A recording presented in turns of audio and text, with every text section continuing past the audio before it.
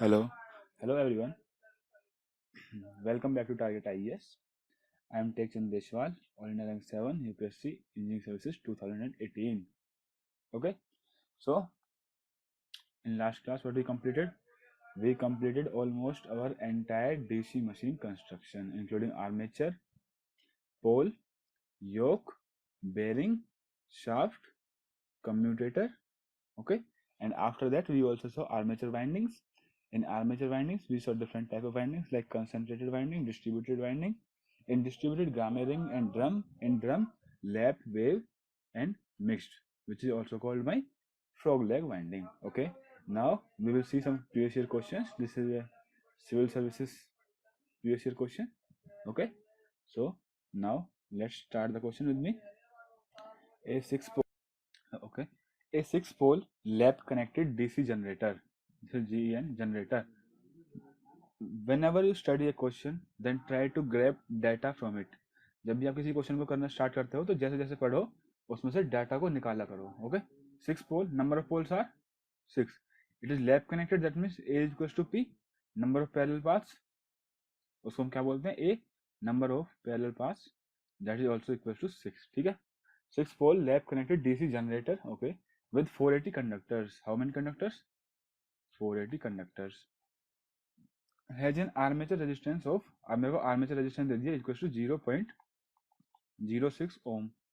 If the conductors are connected to form a wave winding, other things remain unchanged, the value of the new armature resistance will be. Now what I have done, I have taken the windings of the generator, same generator, and reorganized them into a wave winding. Okay. Second, I have made a wave winding with the same coils of the lap generator. So here in wave, you know, number of parallel paths equals to 2 always. Okay. जब तक दिया नहीं होगा question में, जब तक आप consider करोगे it is a simplex winding. until and unless it is given that it is a multiplex winding, आप खुद से कंसीडर नहीं करोगे, आप सिर्फ सोचोगे कि ये एक सिंप्लेक्स वाइंडिंग है. Just it, that's it. Okay. Now in case of lap there are 6 parallel paths. Why? Because number of pole is 6. Number of poles are 6. So 6 parallel paths. If I make the circuit now, my armature will look like this. There are 6 parallel paths. 1, 2, 3, 4, 5, 6. And this is my armature. Okay. So this is my RA. R, R, R, R, R, R. Suppose the resistance of any one coil that is in parallel R. So in the network classes we have done that if there are n resistance of R ohm each connected in parallel, then R equivalent is equals to R by n. Okay. Now if I use that technique here, so my RA is equals to R by 6. क्योंकि यहाँ पे मेरी 6 branch है, मेरे यहाँ पे 6 parallel branch है. 1, 2, 3, 4, 5, 6, 6 मेरी पैरेलल ब्रांच है. ठीक है. और मैंने हर किसी का एज्यूम किया है कि हर किसी कॉइल का रेजिस्टेंस है R ohm. So it is equal to 0.06 ohm. कैसे? क्योंकि ये RA है मेरा और RA is my given in the question, you can see here. Okay. So R will be 0.36 ohm. Fine. The resistance of one coil is 0.36 ohm. Now let's see the next case. Wave winding. अब मैंने इसी winding को, जो यही winding है, इसको reorganise करा है वेव वाइंडिंग में. सपोज मेरे पास 6 कॉइल्स हैं यहाँ पे पैरेलल में, तो वेव में तो मेरे पास 2 पैरेलल पाथ्स हैं. तो 2 पैरेलल पाथ्स में मेरे को कितनी कितनी वाइंडिंग लगानी पड़ेंगी? 6 की 6 वाइंडिंग तो एक्यूमुलेट करनी है. This will be like this. Got it?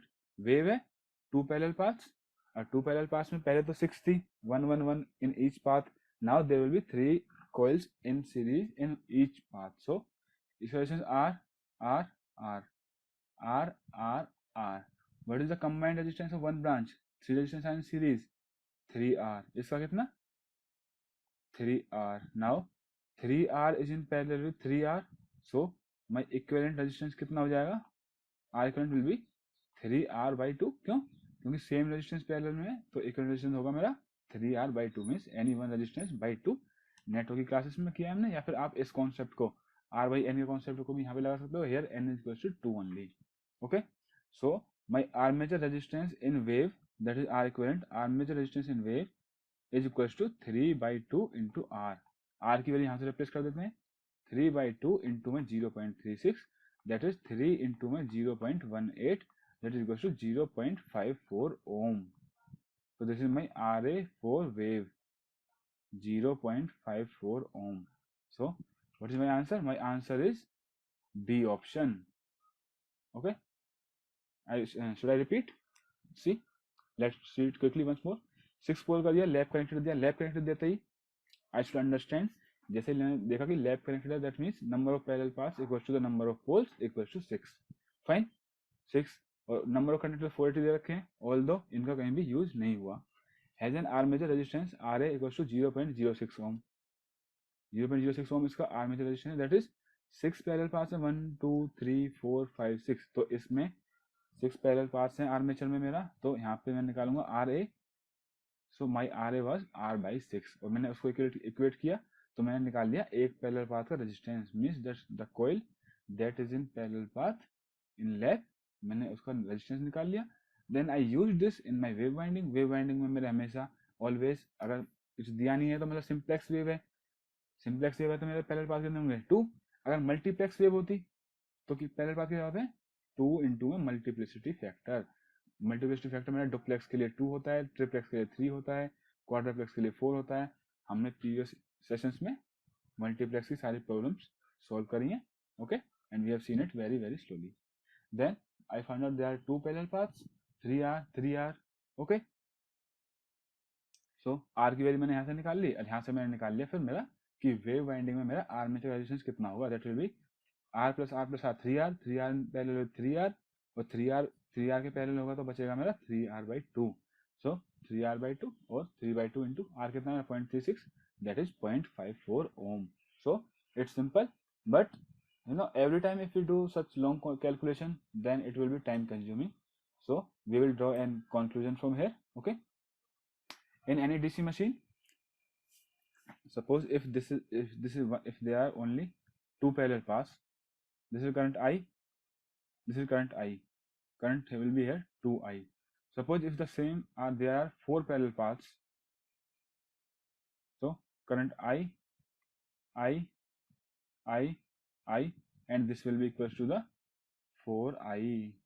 Got it? This will be 4I.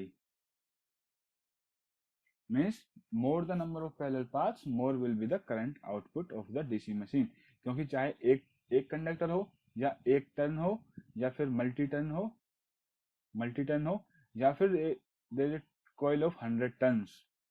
अगर 100 टन की कॉइल भी होगी तो भी उसकी करंट रेटिंग तो हमारी सेम ही होगी, दैट इज आई, जो मेरा एक कंडक्टर की होगी. जो एक कंडक्टर की होगी वही एक टर्न की होगी, because everything is connected in series. ठीक है, सो माई current is proportional to the number of parallel paths.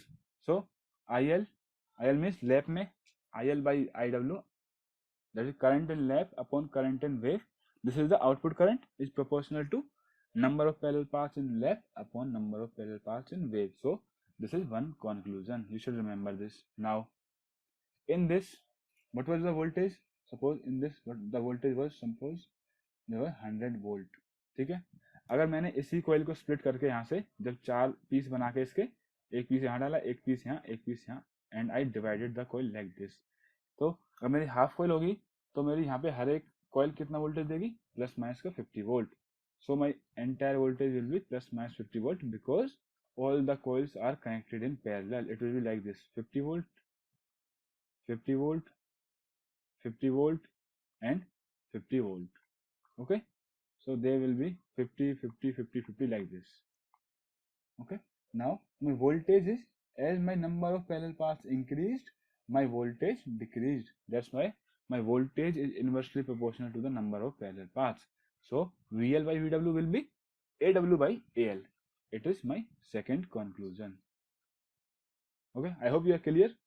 Wave हमेशा, हम वेव को हम बोलते हैं सीरीज वाइंडिंग, और वेव में हमेशा मेरी वोल्टेज आउटपुट ज्यादा होती है एज कंपेयर टू लैप, क्योंकि लैप में पैरेलल पाथ्स ज्यादा होते हैं तो उसी कॉइल को डिवाइड करके ज्यादा पाथ्स को पैरेलल में कनेक्ट करते हैं. लैप में करंट रेटिंग ज्यादा होती है और वेव में मेरी वोल्टेज रेटिंग ज्यादा होती है.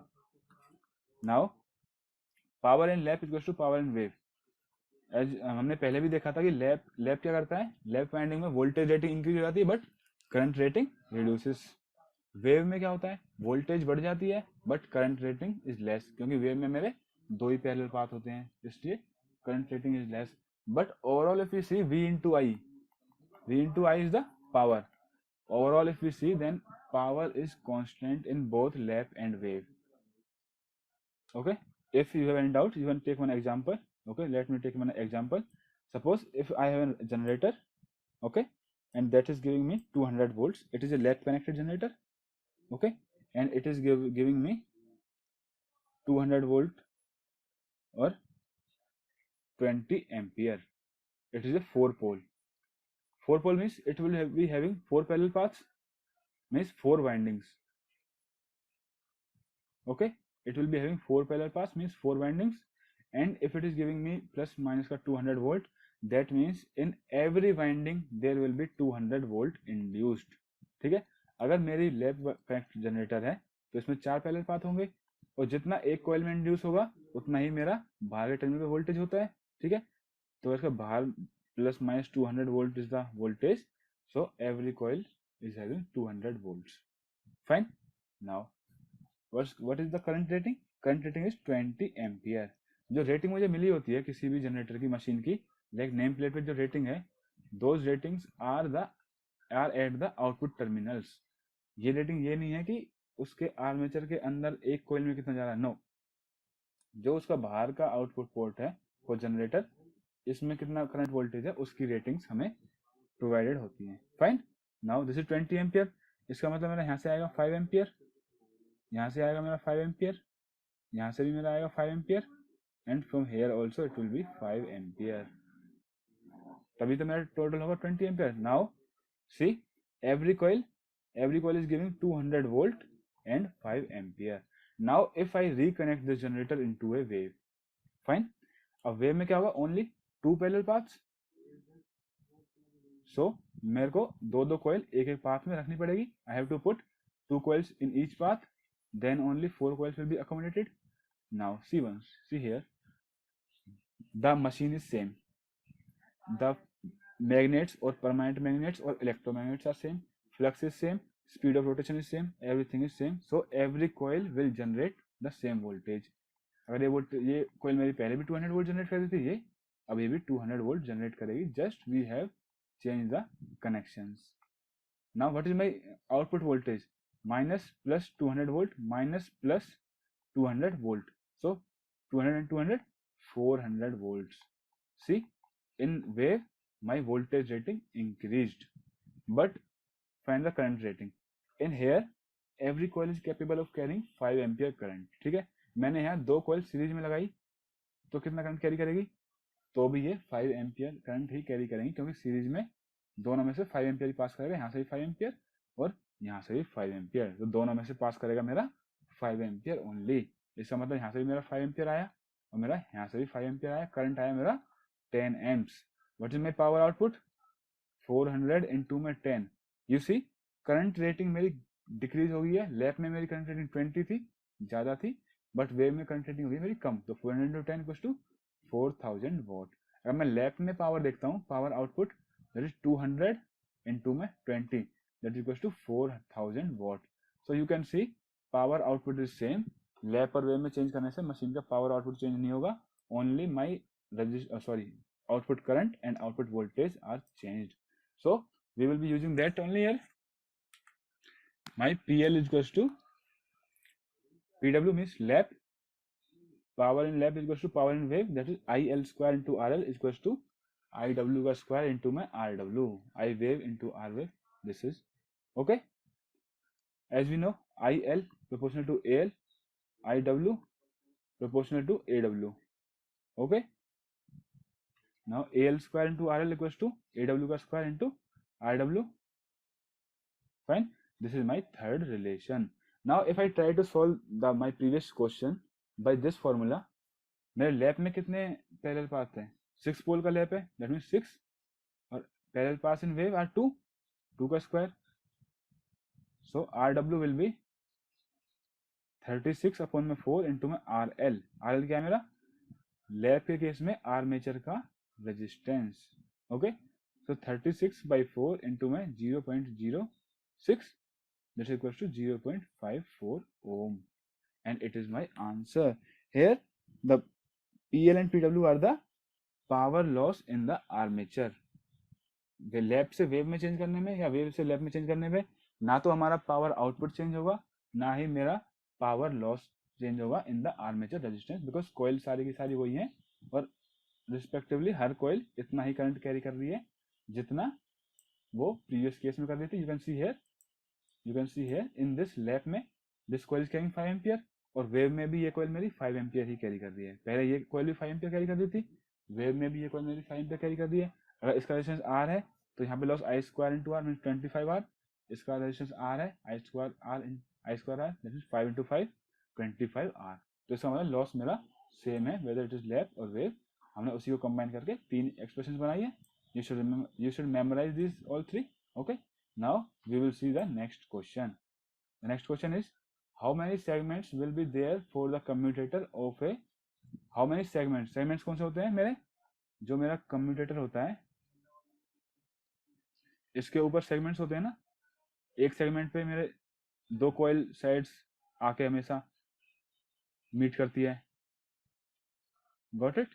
तो इसको बोलते हैं हम एक सेगमेंट, दो सेगमेंट, तीन segment, like this. So how many number of segments on a commutator, हमने फॉर्मूला किया था equal to number of coils और number of coil side by 2, क्योंकि एक कॉइल में दो कॉइल साइड होती हैं. Okay, so this question there are also the options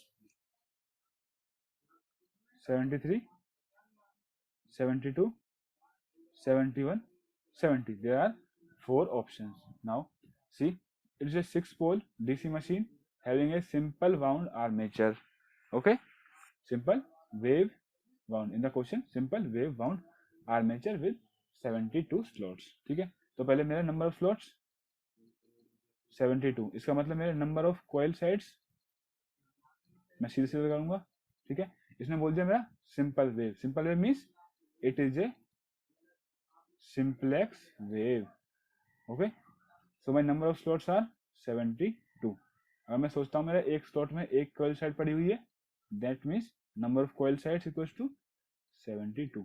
slot क्या होता है मेरा, एक ये आर्मेचर रहेगा मेरा, तो मेरा ये एक स्लॉट है. ठीक है, this is one slot, one slot, one slot. So if I take like मेरा एक स्लॉट में एक कॉइल साइड पड़ी हुई है, दैट इज इक्वल्स टू, सो अगर एक स्लॉट में एक coil side means total number of coil side in the armature 72. Okay, मेरे पोल 6 है, वेव बाउंड आर्मेचर है, तो मेरा number of paths equals to 2, number of poles are equals to 6. Okay, now how many segments, number of coil sides by 2, that is equals to 72 by 2, it is equals to 36 is my answer. But then suddenly you saw there is no 36 in any of the options. 73, 72, 71, 70. अगर यहाँ पे 36 होता तो वो ही होता मेरा answer. But examiner is trying that you do something different. 36 तो answer नहीं है, इसका मतलब मैंने कुछ एक अजम्पशन जो ली है वो मैंने गलत ली है. मैंने क्या अजम्पशन ली थी यहाँ पे, कुछ भी मैंने अजम्पशन नहीं ली, सिंपल बोल दिया, सिंप्लेक्स बोल दिया, फाइन, नो इश्यू. बट मैंने सोचा कि एक स्लॉट में एक कोयल साइड रखी हुई है, मीन्स आई एज्यूम, कुछ भी नहीं दिया था तो मैंने एज्यूम कर लिया था कि मेरी सिंगल लेयर वाइंडिंग है.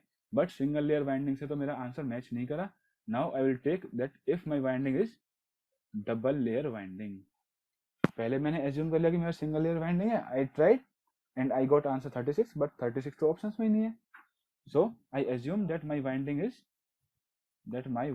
is double layer winding. Okay, for a double layer winding, in every slot there are 2 conductors. I hope you remember. For a standard double layer winding, every slot has 2 conductors.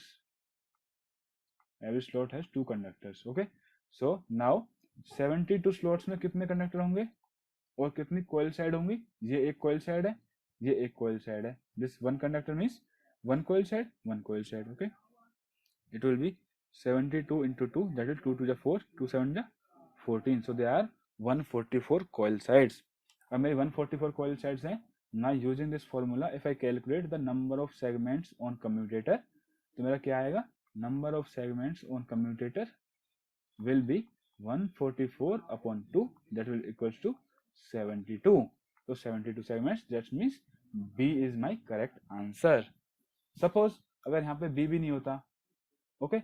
Suppose अगर मेरे options given होते in the form of like this, मैं बस एक example दे रहा हूँ आपको. अगर मेरे ऑप्शंस गिवन होते लाइक 130, 136, 144, 148, अब मेरा आंसर है 72. 72 तो ए बी सी डी कहीं पर भी मैच नहीं कर रहा अगर मेरे ये ऑप्शन होते. Then what would I said कि ये वाइंडिंग मेरी सिंगल लेयर भी नहीं है, ये वाइंडिंग मेरी स्टैंडर्ड डबल लेयर वाइंडिंग भी नहीं है. मेरे पास सिर्फ और सिर्फ मुझे स्लॉट दिए हैं उसने मुझे कंडक्टर या फिर कॉइल साइड के बारे में बताया नहीं है. Then I would have assumed it is a double layer winding but not standard like this, a double layer winding in which every slot has 4 conductors. अब इस केस में मेरे नंबर ऑफ कंडक्टर्स कितना होते हैं? नंबर ऑफ कंडक्टर्स और number of coil side. एक coil कैसी बनती है? Like this, this is one coil, okay, this is one coil. So this is one coil side, this is another coil side, और ये एक कॉइल साइड एक slot में रखी जाती है, इसलिए हम इसको उस टाइम पे एक कंडक्टर बोल देते हैं. एक कंडक्टर का भी ये मत सोचना कि टर्न के अंदर का वो है, ठीक है. इन कॉन्सेप्ट्स में एक कंडक्टर मींस जो एक स्लॉट में रखा हुआ है. सो नंबर ऑफ कंडक्टर्स और number of coil sides will be, एक स्लॉट में कितनी है? 4. Number of slots are 72, so 72 into 4.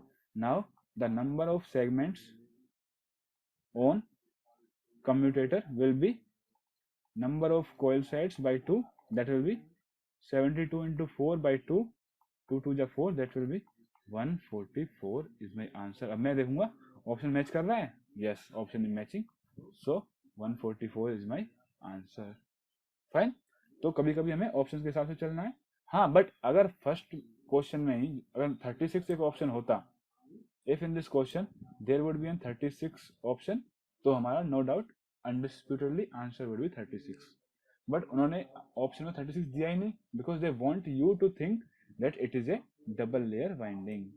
Okay, now we will see one more next question. Okay, the next question is, okay, this is the question. A 4-pole lap wound DC generator. 4-pole means a lap है, lap means A is equals to P is equals to 4. Number of parallel paths are 4. Lap wound DC generator has a developed power of P watts. Okay, power is P watts. Power means V into I or E into I. ठीक है. DC generator है तो cos phi का तो कोई link है ही नहीं हमारा यहाँ पे. P watts and voltage of E volts. 2 adjacent brushes of machine are removed as they are worn out. So note this thing. 2 adjacent brushes of machine are removed as they are worn out.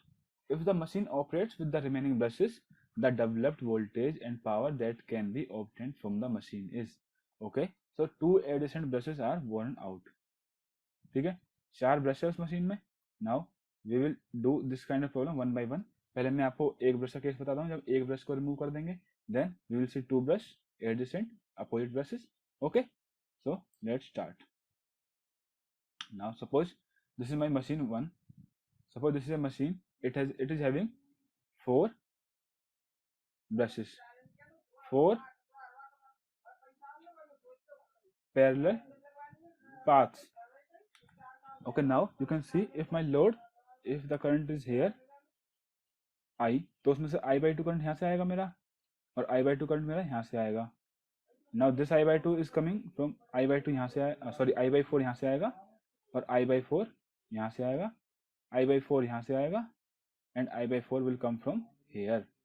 Okay, then this I current will go, I में से यहाँ पे मेरा current division फिर से होगा, तो ये रिटर्न करंट है I by 2, और यहाँ पे जाएगा मेरा I by 2, यहाँ पे I by 2, here I by 2. ठीक है.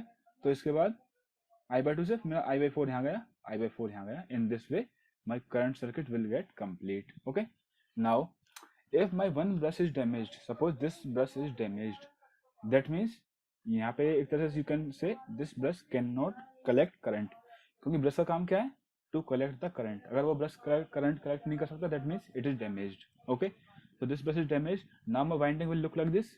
1, 2, 3. Okay. So this winding, this is a long winding, but you cannot say that it will give double the voltage to that of this two windings. Like if they are giving me 6 volts, 6 volts, 6 volt, then you can't say that it will be 12 volt, because 12 volt cannot be in parallel with 6 volt, क्योंकि यहाँ पे मेरा KVL violate हो जाएगा, ऐसा तो होगा नहीं. That means this winding will not contribute anything in the load. Okay. Now see one more thing. यहाँ पे मेरी वोल्टेज क्या होगी लोड की. Suppose my load voltage is suppose this is plus minus V volts. ठीक है. तो यहाँ पे प्लस वोल्ट यहाँ से गया plus V. You can trace that it is plus V plus V plus V plus V. This point is at plus V. Okay. Now this is my minus V. This is my minus terminal. So it will come here. It will come here like this. It will come here like this. So every winding, here it is minus, here it is plus. So every winding is inducing the voltage V. मेरी जो ये winding है दो brush के बीच में, this winding और this winding, they all are inducing an voltage V which is equal to the terminal voltage V. ये जो मेरी V voltage है, it is same as the voltage of this coil. Okay. Means voltage of one coil is equals to terminal voltage. और वही होता है मेरा equivalent circuit देखूंगा तो मैं क्या होगा लैब में, जैसे कि 1 2 3 there are 4 parallel paths like this. और जो मेरा एक कॉइल का वोल्टेज होगा वही मेरा टर्मिनल वोल्टेज होगा, क्योंकि all are connected in parallel. ठीक है. नाउ अब मेरा एक ब्रश डैमेज हो गया, that means this brush won't contribute any current. यहाँ से कोई करंट नहीं आएगा. नाउ ये I/4 और ये I/4, यहाँ से I/2 करंट आना हो जाएगा बंद. बट इस ब्रश से I/2 करंट तो आता ही रहेगा. So my new values will be voltage V, current I/2, and my power will be V into I/2, VI/2, that is equals to P/2 watts. I hope you are clear. I hope you got it. यहाँ पे मेरा brush हटा तो means ये winding मेरी कुछ भी contribute नहीं करेगी. ठीक है. यहाँ पे तो ये वायर मेरा हट ही गया है. So this too will give me plus V, और वही मेरी होगी terminal voltage. Like if this is 6 volt, this is 6 volt, so this will be 6 volts only. Okay. Now let's see the case 2. If my two adjacent brushes are damaged. हमारे question में क्या था, दो adjacent brush damage हो गए थे. So if this is my plus minus का भी लोड वोल्टेज, मेरी एक कॉइल भी उतना ही वोल्टेज जनरेट कर दिया है. अगर ये मेरा एक लैप वाउंड जनरेटर है, you can see here. Okay. ठीक है. Now if my any of this coil is even my 3 coils are gone, even then my terminal voltage will be V, क्योंकि पैरेलल में है सारी. तो अगर मेरी 3 कॉइल मेरी वोल्टेज जनरेट करना बंद भी कर देंगी तो भी मेरी टर्मिनल वोल्टेज तो प्लस का V रहेगी. जस्ट करंट डिवाइड हो जाएगा मेरा. Current will be I/4 only. Current will I by 4 only. Okay. So let's see here. In this 2 brushes are damaged.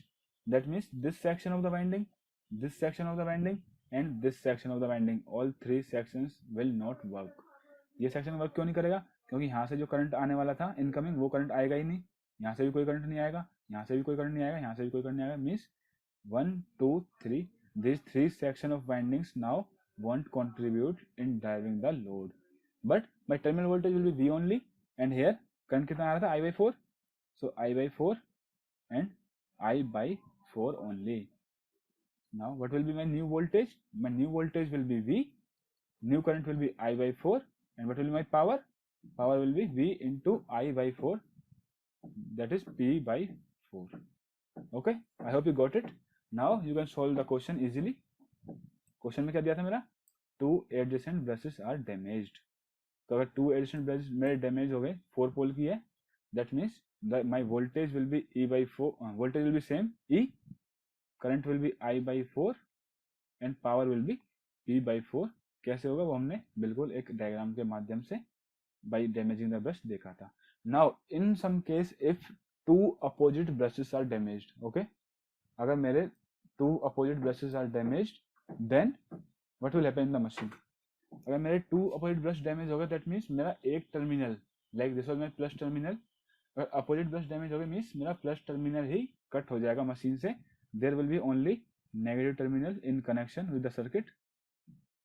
This will be load and positive terminal कहीं connection ही नहीं होगा, so no voltage, no current, no power, my load won't be drived using this. Okay, अगर adjacent brush खराब हो गए तो क्या करना है, जो भी वाइंडिंग उन ब्रश से कनेक्ट थी, that winding want work, only this winding will work and this will provide the power to the load. Okay, I hope now you are clear with this. Now let's see one more concept. Suppose if my machine has z number of conductors, okay, there are z number of conductors, like in questions में given होता है ना 480 conductors, 720 conductors, 660 conductors, like that. Okay, these z are the number of conductors and a is the number of parallel paths. हमें पता है इसे हम note करते हैं parallel paths. Then in any winding, ठीक है, in any winding how many conductors will be in series in one path. Suppose if I ask you that इस एक पाथ में कितने कंडक्टर सीरीज में होंगे, देखो जेड टोटल कंडक्टर है, ए है total number of parallel paths. Suppose my total conductor are 480 and my parallel paths are a = 2, तो एक ब्रांच में कितने कितने कंडक्टर आएंगे, can you find out. Total conductor 480 है तो एक ब्रांच में कितने आएंगे मेरे 240 एंड 240। अगर मेरी पैरेलल ब्रांच 4 होती तो मेरे 120 120 120 120 आते, ठीक है, हमें यूनिफॉर्मली डिस्ट्रीब्यूट तो करना ही है। Okay, so if they are 2 parallel paths that means my conductor in each path equals to z by a. Okay, how many number of parallel paths? Number of parallel paths equals to a. Number of parallel paths equals to a. Okay, now if I consider x ohm is the resistance of one conductor, resistance per conductor, ठीक है, x is my resistance per conductor, that means what is the resistance of a single path? Resistance of a path equals to number of conductors in that path into my resistance of one conductor, और resistance of one conductor कितना है मेरा x, so x into my z by a, it will be my x z by a, so it will be x into z by a, ठीक है, ये आ गया मेरा resistance of a single path. Fine, this is my resistance of a single path. Okay, now how many total parallel paths are there? Number of parallel paths are a, ठीक है, एक path का resistance कितना है मेरा X Z by A. Now in network we have done like if I have having resistance R, okay, if they are two resistance having resistance R in parallel, तो मेरा equivalent कितना आता है R by 2। अगर मेरे यहाँ पे 3 होते तो आप कितना आता आर बाई 3, अगर मेरे यहाँ पे 4 होते तो कितना आता आर बाई 4। ऐसे ही मेरे अगर n ब्रांच होती यहाँ पे, there are n branch, then what will be my resistance r by n। ये हमने नेटवर्क में किया था, और अभी एक प्रीवियस क्वेश्चन में भी हमने ये देखा था that if r ओम के n resistors are connected in parallel then equivalent resistance equals to r by n। okay, now see in this winding there are a number of parallel paths और each path का resistance कितना है मेरा x z by a, ठीक है, मेरे हर path का resistance है एक्स जेड बाई ए। अगर मेरे ए नंबर ऑफ पैरेलल पाथ्स हैं तो मेरा इक्विवेलेंट रेजिस्टेंस क्या आएगा x Z by A divide by A, that will be x Z by A square. This is my resistance of the armature और equivalent resistance, क्योंकि यहाँ से यही मेरा आर्मेचर के 2 टर्मिनल्स हैं and it is my R A. Okay, I hope you got it, X Z upon A square. ये मैंने देखा है कि अगर 2 पाथ है, there are 2 paths, then X Z by 2a आएगा। If there are 4 paths 1 2 3 4, then X Z by 4a। If there are n number of paths, X Z by 4n। If there are a number of paths, X Z by a into a, that is x Z by a square. Okay, I hope I am clear with this. Now we will see one question. Okay, so this is a 4-pole lap wound DC generator having 220 turns. उसके मुझे दिया है ton, दिया 220 turns. Now एक ton कैसे बनता है मेरा, दिस इज माय 1 टन। सो एक टन में मेरा कितने कंडक्टर हैं 1 and 2, 1 कंडक्टर एंड 2 कंडक्टर, ठीक है।